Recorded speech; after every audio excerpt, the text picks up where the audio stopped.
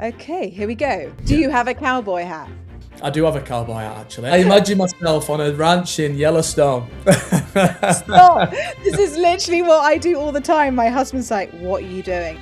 Should we dive into your rural life? It's the better way that I came from an actor to a farmer, because had I have gone from a farmer to an actor, it might have just complicated things a little.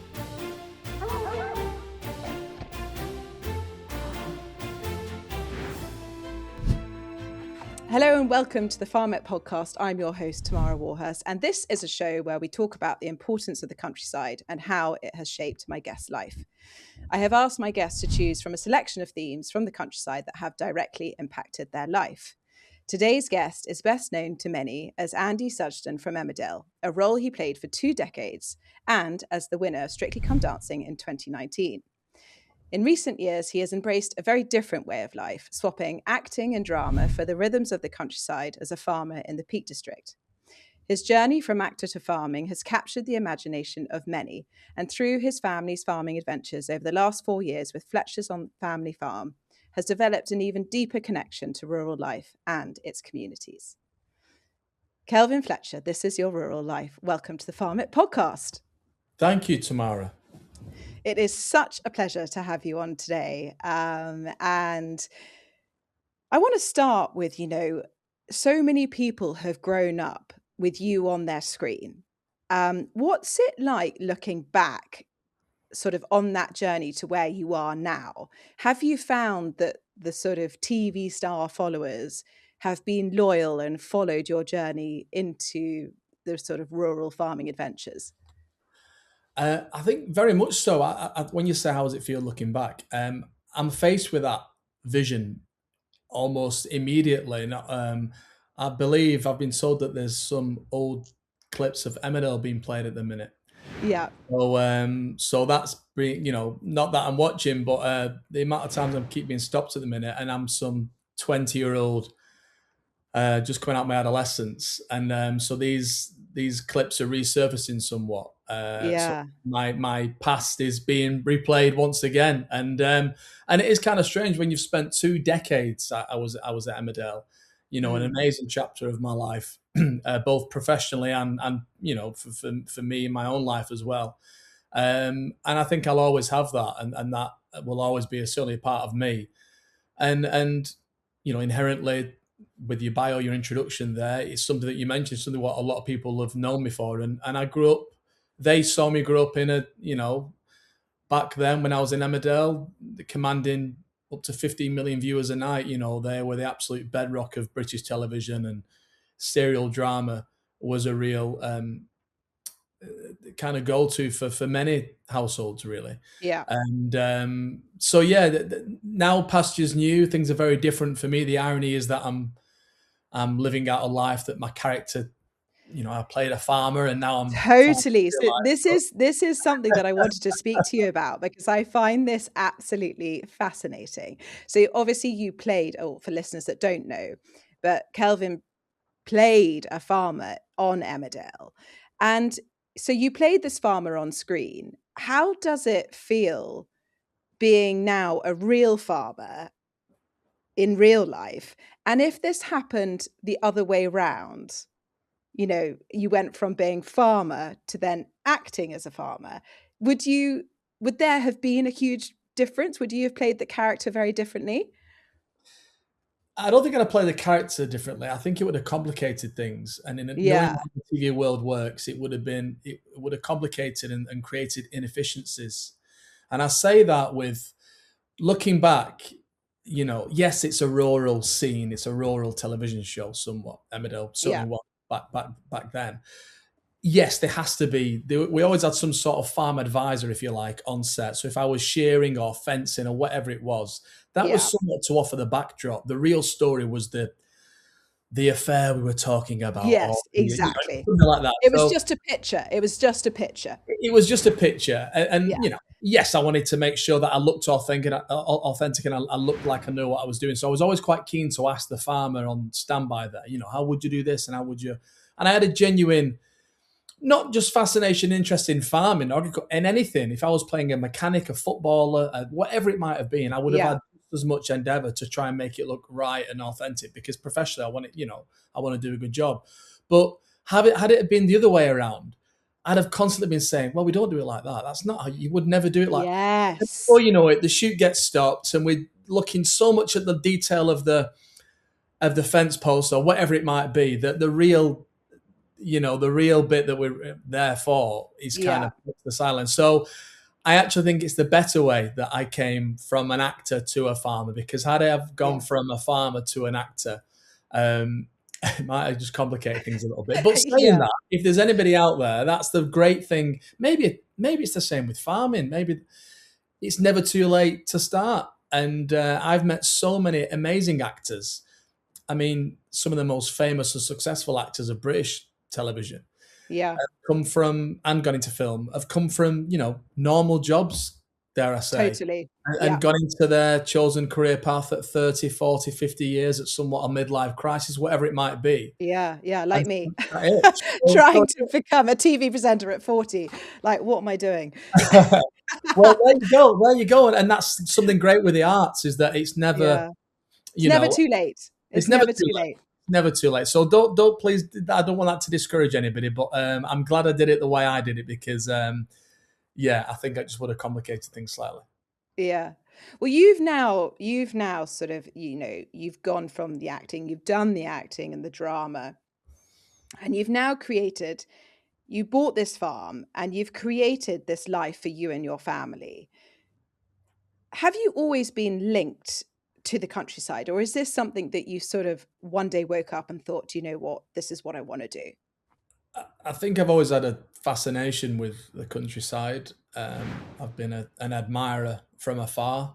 Grew up in towns and cities, so was never a country bumpkin, or but maybe like many people, I always felt at home in the countryside. I always felt at home in and amongst nature. I don't know.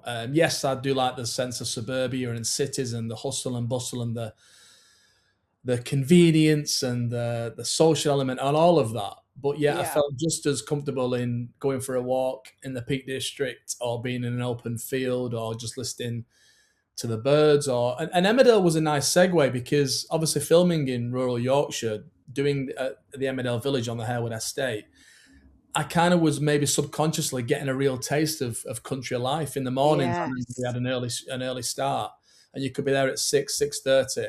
And just the walk over to the village over a little crest, and you could see the sunrise and the birds singing, and a real sense of the season, whatever season you were in. Yeah.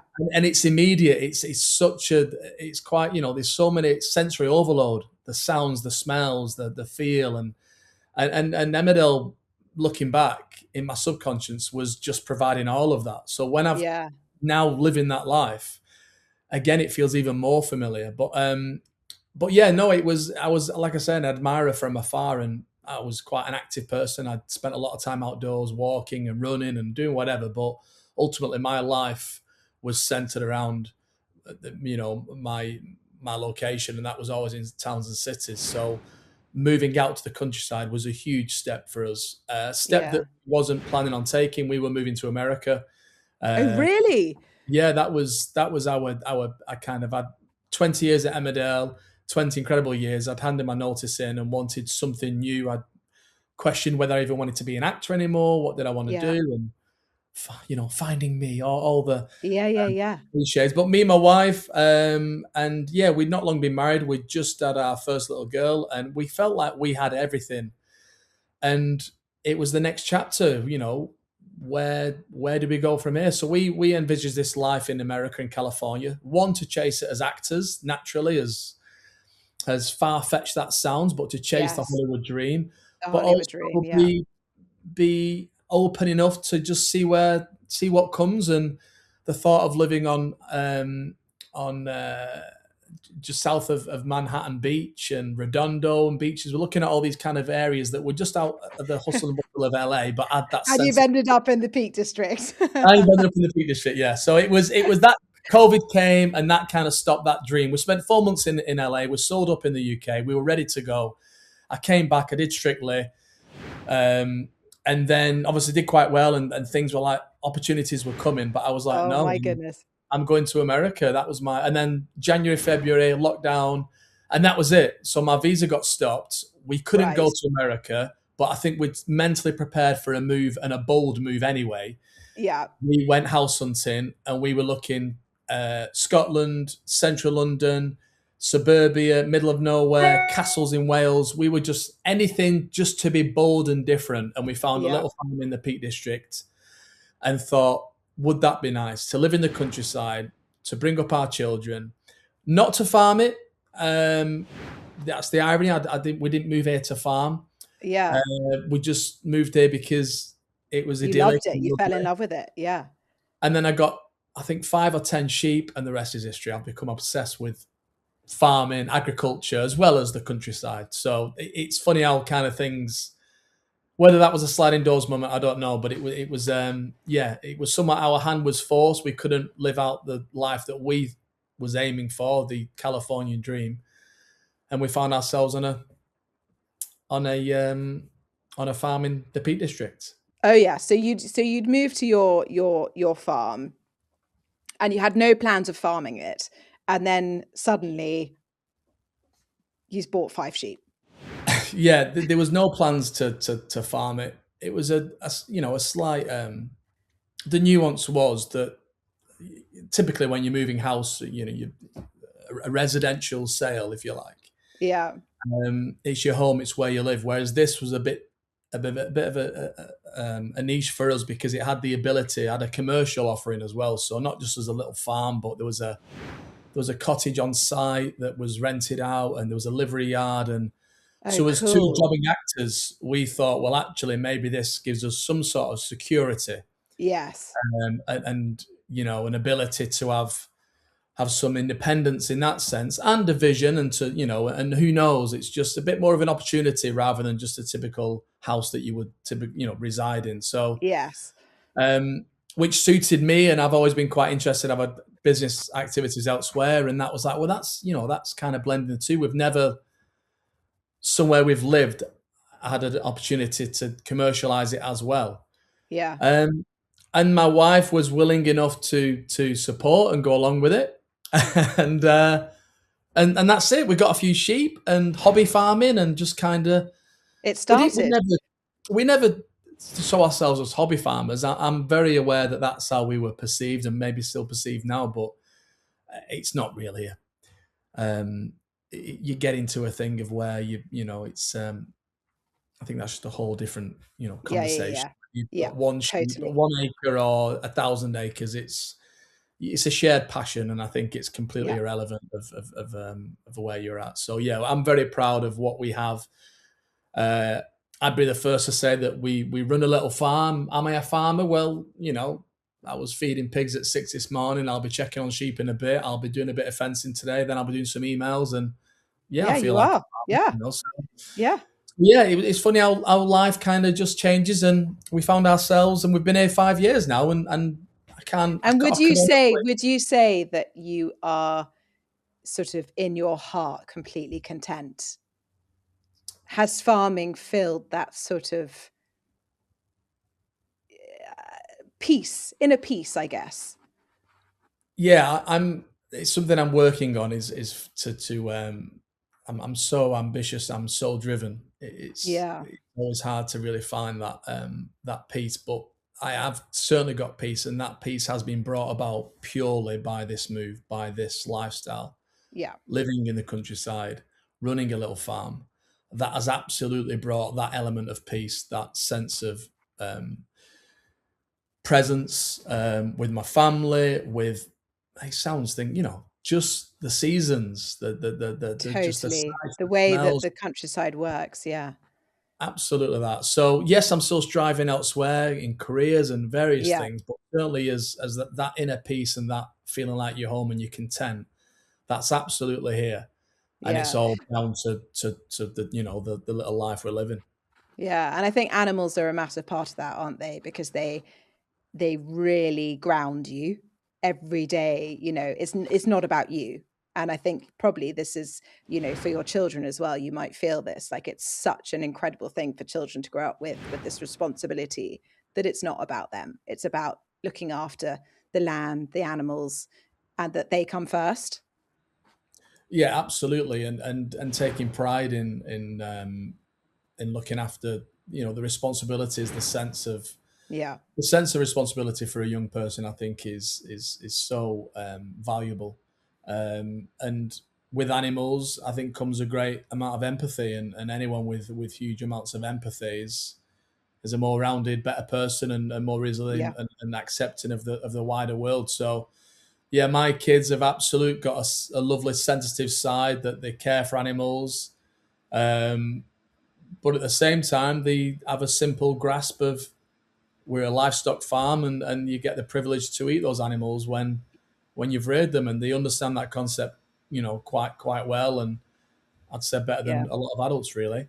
And then the Totally. same Well, I was goes with going to say, though, that, children who grow up with that background, unlike adults who then go into it in later life, it's almost adults find it harder to understand those sort of black and white version of rural life, whereas kids, they grow up and animals die and you have to put them down, and it's sort of more matter of fact to them. It's part of their life. They don't know anything different, whereas for an adult coming into that, it's like, oh my god, this is really hard. yeah, I think, and kids have that amazing. Kids have got such resilience and such ability to take on new surroundings. Yeah, Our last 5 years has been, there's so many adults who couldn't comprehend what we've done. We were moving yeah, to America, COVID came. You then move to a farm in the middle of nowhere. You start farming. There's a TV production company that starts following your journey. Yes, you're actors, but suddenly you're filming an observational documentary as yourselves yeah, in an arena, in a set of circumstances that you're unfamiliar with. So there's a lot of, you're quite nervous in that sense. And yeah. then we established a farm. We had public events. Unfortunately, then we had a fire and we've been rendered somewhat homeless for a year. And now we're back on the farm, and you look at what we've been through as a family over the last 5 years, and the kids have just taken it all in the stride, and it's been seamless. Oh, you must be so proud of them. That sounds Yeah, and, that. and and that's not just, I think that's just children in general. They have such Yeah. an ability to really, and you can't help but recognize that, and that gives you your moment to dust yourself off and carry on, because the kids are just, it's like any other day, and then you realize what's important, and everything gets put in perspective, and you roll up your sleeves, and you carry on, and Yeah. just focus on the good stuff. And as we all know, farmers like to moan about most things, but About most things. I'm very much an optimistic farmer. Despite the huge transition the Strain. industry's going through, I'm Yeah. very optimistic, and always forward thinking. Yeah. The communities within the rural sort of industry, we are really standing together. And I think that gives everyone this sort of strength behind you to just keep going, keep positive, everything will be okay. Um, and the more we do that, the better the rural community will be. Yeah, absolutely. Whether or not I'll be fully accepted as a rural community member or not, I'm not too sure. I was chatting Oh to my god, you 100% are. well, it was funny. I was chatting to a neighbour of ours, and he's lived in this little village for 40 years, and he joked that he's still not been accepted as a true local, and he had a similar story to us. He was a townie, if you like, and Yeah. has just long admired the countryside, and 40 years now he's lived in the countryside, and he was joking that he still feels like the proper country folk have not accepted him. I said, "Oh, don't say that. I thought I'd been accepted after 5 years. Maybe I've still got a lot to prove. I don't know." No, you definitely don't. You 100% don't. So shall we dive into your rural life and start with the person that taught you about the countryside? Yes, I'm not too sure the person who taught me about the countryside, to be honest, because it's not something my parents would ever. My parents wouldn't typically venture into the countryside. Yeah. Our holidays were never to the country. Growing up, very working class. Our holidays were traveling over to Blackpool, or on the odd occasion you might get to on a plane to Spain or somewhere. Yeah. So I think maybe for a lot of people, holidays would be the first gateway into the countryside, and that wasn't it for me. It was only when I had my own independence in my teenage years, where I had an appetite to get out and explore and travel. And Yeah. it was always, wherever you could travel around the world, there's something about when you're coming into land in the UK, just seeing the greenness The and green fields. the vast rolling hills and the landscape and the dramatic cliff edges or wherever it might be. It was that variety of landscape that really always just, it was a beacon. I don't know. And I just think the UK was so unique in its offering. I think maybe that was my first love of it, really. And then I was of an age where I could get up and explore myself. I didn't need mum and dad. So, Yeah. Yeah. dare I say, I was very much Just taught yourself everything you know, myself. really. Yeah, it came Yeah. through my own inquisitiveness and admiration, and I went and actioned that. I went and implemented and started to seek, and that's So been when you bought your sort of first flock of sheep, your first 5 sheep, and then you had lambs, had you literally never pulled out a lamb before? Did you learn that all yourself? we didn't know. We didn't have. I'd not even done that at Emmerdale. It was even for the camera. even for the camera cut, and then they get an expert Yeah, into it. exactly. No, it was we moved here, and I think some of the ground was rented out to a local farmer, and naturally when you take over something, it has to be vacant possession, all of that. But I kind of verbally agreed with listen, stay here for a little bit, let me find my feet. Yeah. And I just she was coming through on a quad bike every day to check her sheep on our land. And I just used to chat to her, Jack and Jilly, lovely couple, no children, probably in the late 60s, live literally up the hill on a farm at the top of a hill.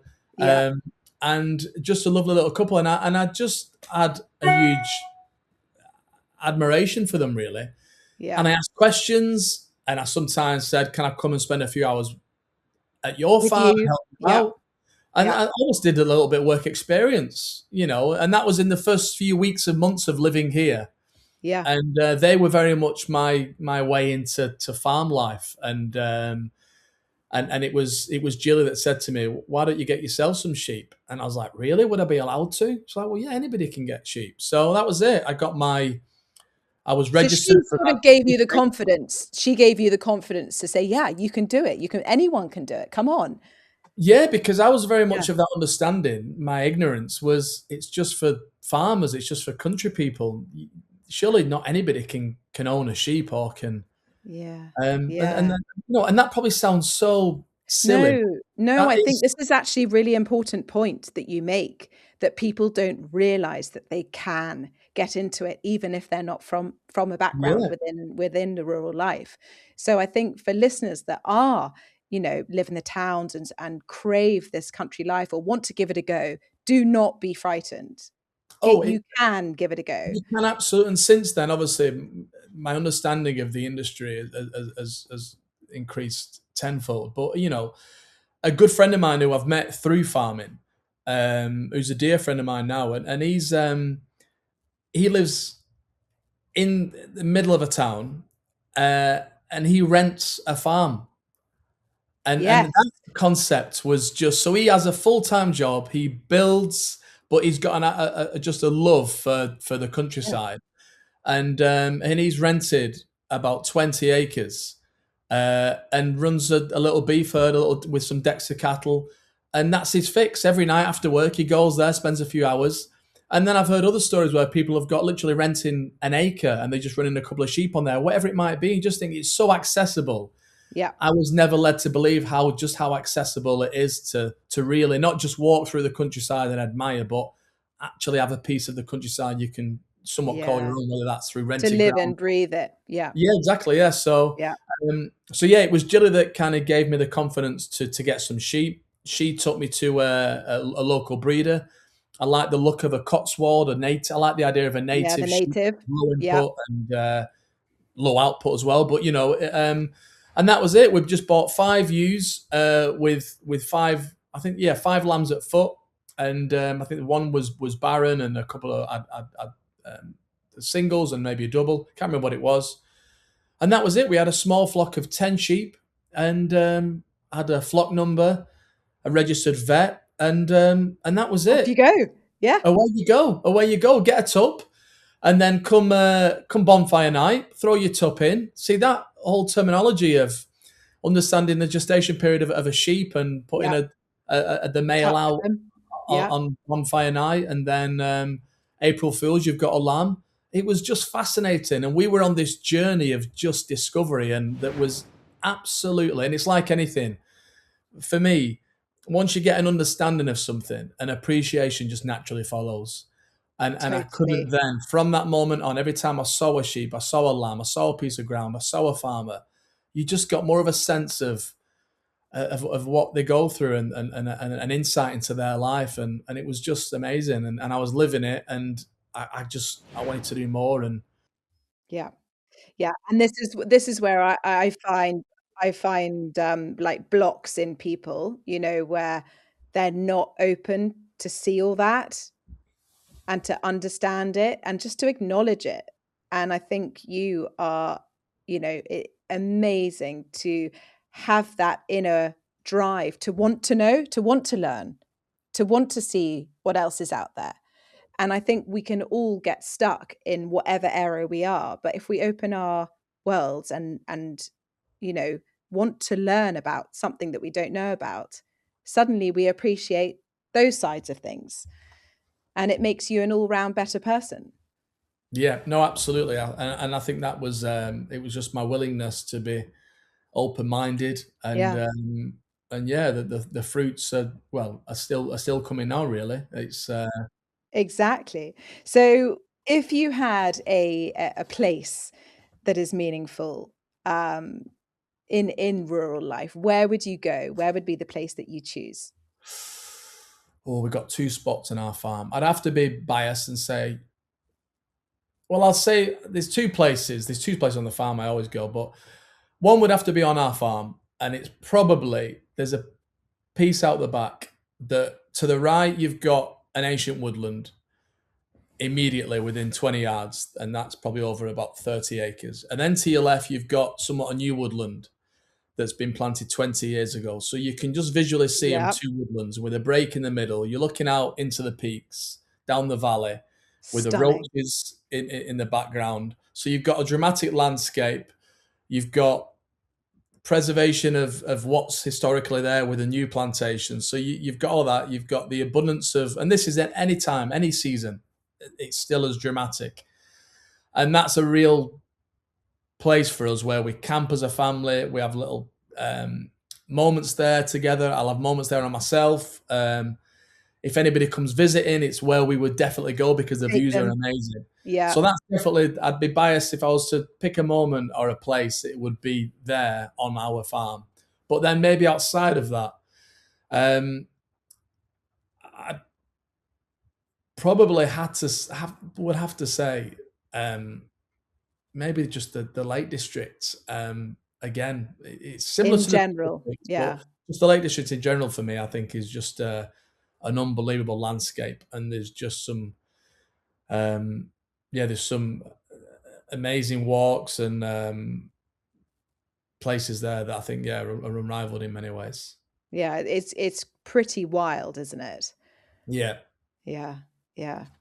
Um, so alongside your place, and especially like on your farm, is there a smell or a sound that immediately transports you to that place or that memory? Um, If you were to think of the countryside, what smell hits you? or just silage, well, haylage, I guess, opening a bale and Yeah. having that smell is just for me instantly Oh, it's the the sweetness. best. Yeah, yeah. That's so yeah, it's not. I've not really got sights and smells that kind of take me back to a time as a child because I didn't have that. Because you weren't there. Yeah. Yeah. So my memories are I'm only going back 5 years really. Yeah. But already it's when we, when we cut in for hay and whatnot, and then you're baling, and then in the cold winter months, you get your, Opening it up. and you open the bale and you just smell, and suddenly you're just transported back to a place, and you think of the summer, and the kids running around and everyone coming in helping you stack. I remember last year we'd done about 400 small bales of hay, and the heavens were about to open, and we was like, oh, it was completely not on the forecast, completely unexpected. Oh And we just no.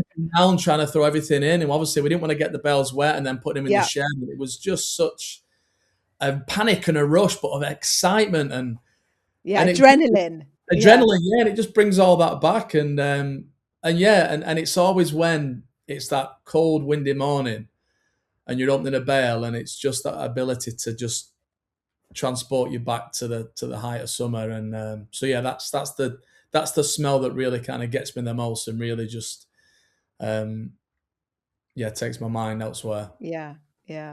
And has there been a sort of possession or an object on your farm that you genuinely A, didn't ever know about, but B, couldn't live without?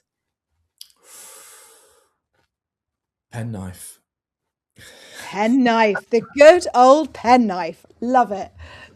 The penknife. I would never have had a penknife, and a penknife now is on the odd occasion I don't have my penknife, I absolutely need my penknife. Oh, it's so frustrating, isn't it? The So one day that you think, oh my God, it's not in my back pocket. And I then take the it. sheep's stuck in the fence and you're like, I don't have it.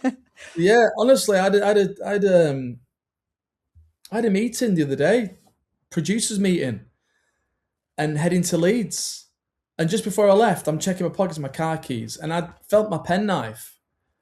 And I was like, I knew that I'm not going to need that going to meet a team of producers. But I just thought I'll keep it in, and it was that thing of just you never know. You never know. As well as my wallet and my phone and my car keys, my penknife goes regardless of attire.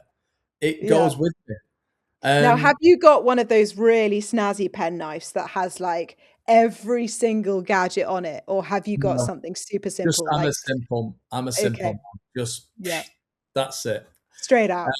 I would argue I do prefer a Stanley knife, because when we're cutting bales and various things, Yes. you're always having to change blades and that. But this is a trusty old penknife.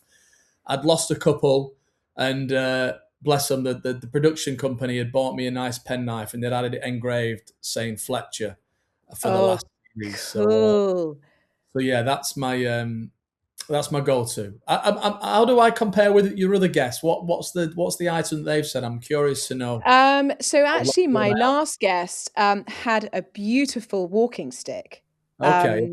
She was made a walking stick with one of her best friends, which had a horse's head, Oh and wow. it was made in Scotland, and it was so stunning. So yeah, people have said, things like that, which is really cool. But a penknife is just one of those things that you really every farmer will have, every single one. So Yeah. you are a true farmer, Kelvin. You've made it. You've made it. A penknife, just your penknife. Yeah. I wouldn't take it on holiday though, just in case going through customs. You might, Yeah. that might add a slight delay. Yeah, exactly. So on your farm, you've now got a couple of different types of animals. Is there one that you have a particular soft spot for, or that drives you completely insane? Because I know that one of those things drives me insane. Sheep. Yeah, I wouldn't say I love-hate relationship with sheep. I love sheep, but sheep just are a headache. Just looking out now, we've got that are up on our top field at the minute. So we've got about 80 ewes up there with lambs at foot. So there's probably 150 odd bodies running around, and you're constantly having to just keep check. This time of year, obviously, we've had a lot of great weather. We've had a bit of rain, so flies will be a problem, and potential fly strike and various things. So you never really get a quiet season with them. There's always something to be anticipating and to be watchful of, and they just want to die, though, don't they? They just want to do everything they possibly can to try and die. Yeah, or Escape. We've got this resident Jacob, and my daughter's got some Jacobs, and there's one that no matter if we've got electric fencing, wherever they are, she just wanders around the farm like she owns the place. And she's got lambs at foot at the minute. She was one of the first to lamb as well. She lambed outside before we brought them in, so I've not managed to tail or castrate the lambs she's with, and I just know that she's just going to be She's trouble. She's trouble. She's trouble. But I think, yeah, despite the sheep being our first animals and that kind of love-hate relationship, they're a lot of hard work. The cows are probably my favourite, I would say. The connection with a cow is What breed of cows do you have? We have Lincoln Reds. So again, we're all natives. So these are a native animal and dual purpose. Back in the day, traditionally reared for meat and for milk as well. Quite a big animal, but very very docile, really docile good. and peaceful. Yeah. And they fatten quite well, quite easy, slow growing. We're not finishing till gone, way beyond 20 months, 24 months. So just a good animal, and we're only 2 years into having cows, so it's still very much we're thinking of maybe bringing another breed in, maybe some Herefords or something like that. But lovely, yeah. Lincoln Reds were a bit niche when we went for them, and now they're getting a bit quite popular. So maybe it will be your thing. Yeah. So how many cows have you got now? Oh, we lost a cow unfortunately last year. So now we've got our breeding bull, and we've got a young heifer, and we've got a cow as well, and then we've got a couple of young bulls in the shed as well. So we've only got a handful. But we'll probably get to about 20 head of cattle and their followers, and that'll probably do us for what we want on our little farm with a couple of hundred sheep. And so as a little mixed farm with some crop as well, it'll be enough for us to manage as a family. Totally. Lastly, a piece of music that have you got something that when you sit on your tractor or you're outside driving around checking your animals, or even with your kids, is there a piece of music that you put on that really sort of, lets you sing out loud and just makes you feel good? There is, and it's the whole 5 years of being here has maybe instigated this choice of music, because it's not particular choice of music I listened to previous to this life. But country and western is a big kind of go-to for me now. Yeah, I'm obsessed. I'm obsessed. Yeah, I grew up on Motown and jazz, northern soul with my parents. Yes. And there's a couple of quirky bands, American bands like soul bands and folk bands that I was listening to, but country western seems to be the one. And I can't help but Chris Stapleton love his voice. And he's got one particular song, is it Joy of My Life or something like that? And that's the one track that's for me. That I hear that and I think. Do you have a cowboy hat? I do have a cowboy hat, actually. Every time I wear it, my wife. You wear it. Yeah, I imagine myself on a ranch in Yellowstone. Stop. This is literally what I do all the time. My husband's like, "What are you doing?" I'm like, "Well, I'm just going to be a cowgirl for the day." He's like, "Oh, you're so far from that. You're in the middle of Warwickshire." I'm like, "I know, but I just want to try." Just let me believe this dream, okay? I have a dream. I watched a documentary once on Patrick Swayze, and didn't realize, but he had a ranch. He's kind of obviously a successful actor, but his out was he had a ranch, and he just loved nothing more than just to get on his horse and just go his cattle, and then just out and there's an image of him, just footage of him on this horse, bareback, no top on, with a cowboy hat. And me and Liz are watching it like jaw drop. Cool. And afterwards we had like a mini debrief, and I was like, "That is." Are we moving? But him as well, Patrick. I'd always been, it's unbelievable, but I was just like, "What a man!" Like just absolute alpha male and beautiful and amazing and talented, and we was just both obsessed with Patrick Swayze. So I keep joking that I've got the cowboy hat. I've not got a horse. You know, we've got maybe you could sit on a cow. well, maybe rather than get a sheepdog, maybe I could bring the sheep in on horseback in the Peak District, the cowboy. I want to see this footage, okay? I want to see this footage. We need a picture of you riding topless with your cowboy hat on. Bringing the sheep in. Do it for the fans. Come on, do it for the fans. Yeah, that's Swayze. That is amazing. So, Kelvin, we're coming to the end of our chat, and it's just been such a pleasure to speak to you and hear about your stories. If there was one thing that you could take from your experience from the last sort of 4 or 5 years of rural life forward for the rest of your life, your children's lives, what would that be?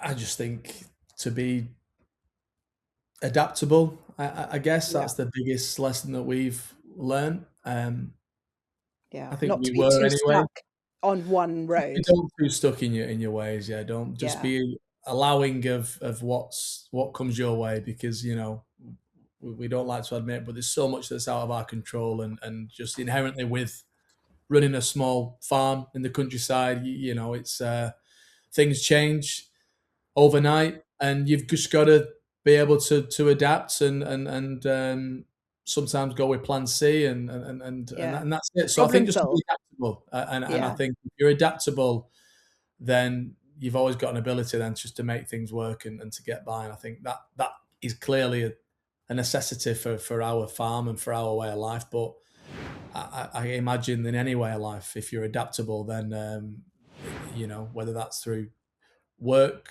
whether career, friendship groups, whatever it is, if you've got an ability to be adaptable, then you should be pretty good. Yeah, totally. Oh, Kelvin, well, thank you so much for joining me today. Listeners, I hope you've enjoyed, and we'll see you next week. Thank you so much for listening. Please like, share and subscribe on YouTube or wherever you get your podcasts, and I will see you next week. Bye, Kelvin. Thank you, Tamara.